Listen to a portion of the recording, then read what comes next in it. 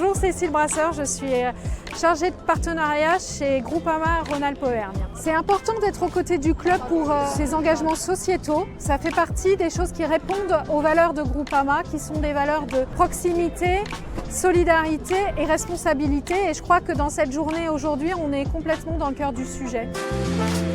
Donc on a proposé aujourd'hui de faire une action autour des gestes qui sauvent, qui est derrière moi, qui est animée par un pompier bénévole.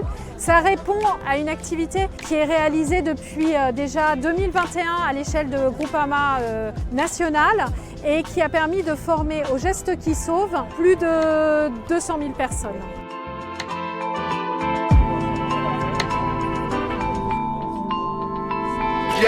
Bonjour, je m'appelle Smaïl Aklit, je suis coordinateur pour l'association Raid Aventure Organisation.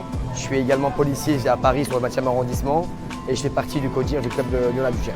Du coup, notre présence aujourd'hui sur le secteur, sur le quartier de la Duchère, c'est en relation avec le club de Lyon-la-Duchère. Le but, c'est vraiment de nous, policiers, de venir présenter divers ateliers. Donc nous, aujourd'hui, on propose 5 activités.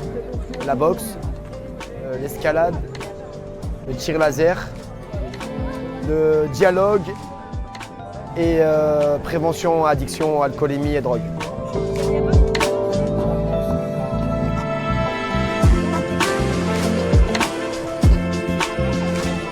Bonjour, je m'appelle Naïma, j'ai 11 ans et je fais partie du club féminine de Lyon-la-Duchère.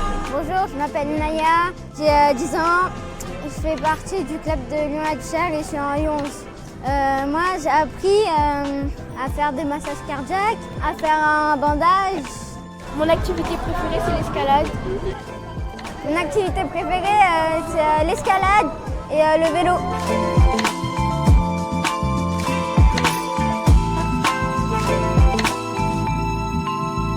Dans les votes, c'est important d'avoir un isoloir et de voter.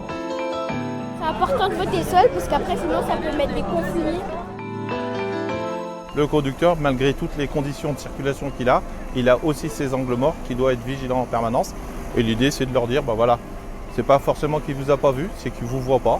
Donc bien avoir conscience que ces éléments sont existants autour du bus et les sensibiliser à avoir une attitude différente. Bien se déplacer au fond du bus et pas rester en avant, parce que du coup, ça bloque cette visibilité qui est non seulement censé avoir le conducteur et aujourd'hui il ne l'a pas. La communication, c'est le plus important. On avance en communiquant, on n'avance pas en restant chez soi, chacun de son côté.